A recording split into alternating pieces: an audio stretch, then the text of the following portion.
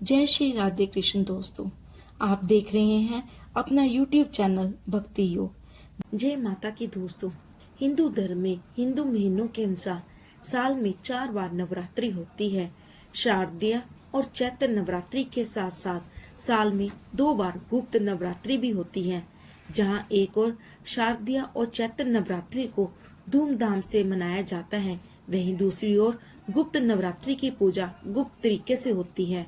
तो चलिए जानते हैं इसका महत्व क्या है और कब से शुरू है और इसका शुभ मुहूर्त क्या है। हिंदू पंचांग के अनुसार गुप्त नवरात्रि 26 जून गुरुवार से शुरू हो रहे हैं और गुप्त नवरात्रि का समापन 4 जुलाई को होगा। 26 जून को ही घट स्थापना पूरी विधि विधान के साथ किया जाएगा। घट स्थापना का शुभ मुहूर्त प्रातः 5:25 से लेकर 6:58 तक रहेगा। वहीं इसका अभिजीत मुहूर्त सुबह 11:56 से दोपहर 12:52 तक रहेगा। गुप्त नवरात्रि का पर्व बेहद शुभ माना जाता है।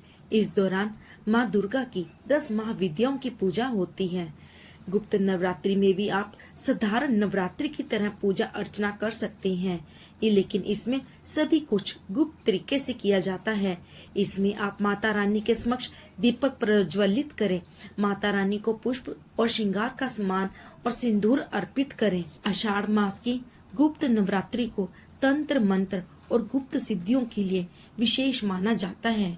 गुप्त नवरात्रि में माँ दुर्गा और उनकी 10 महाविद्याओं की पूजा करने से हर तरह की मनोकामनाएं पूरी होती हैं। साथ ही इस दौरान पूरे 9 दिन व्रत रखने से लोगों के हर कष्ट दूर होते हैं। बता दें कि गुप्त नवरात्रि के दौरान माँ दुर्गा के 9 रूपों की पूजा तो की ही जाती है, साथ ही उनकी 10 महाविद्याओं की पूजा भी होती है। ये पूजा पूर्ण रूप से गुप्त तरीके से होती है, जो साधकों को विशेष फल देती है। यह समय आध्यात्मिक विकास और आंतरिक शक्ति को जगाने के लिए भी महत्वपूर्ण है। गुप्त नवरात्रि में माँ दुर्गा की 10 महाविद्याओं की पूजा पहले दिन माँ काली की पूजा, दूसरे दिन माँ तारा की पूजा, तीसरे दिन माँ त्रिपुर सुंदरी की पूजा, चौथे दिन माँ भुवनेश्वरी की पूजा, 5वें दिन माँ छिन्नमस्तिका की पूजा, 6ठे दिन माँ त्रिपुर भैरवी की पूजा, 7वें दिन माँ धूमावती की पूजा, 8वें दिन माँ मंगलामुखी की पूजा, 9वें दिन माँ मतंगी की पूजा, 10वें दिन माँ कमला की पूजा। 10 महाविद्याओं की पूजा की जाती है।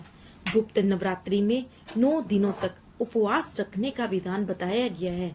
इस नवरात्रि में माता की आराधना रात के समय की जाती है। इन 9 दिनों के लिए कलश की स्थापना की जा सकती है। अगर कलश की स्थापना की है तो दोनों समय मंत्र जाप, दुर्गा चालीसा या दुर्गा सप्तशती का पाठ करना चाहिए। गुप्त नवरात्रि एक ऐसा समय है जब साधक अपनी आध्यात्मिक यात्रा को आगे बढ़ाने और देवी की कृपा प्राप्त करने के लिए विशेष प्रयास करते हैं।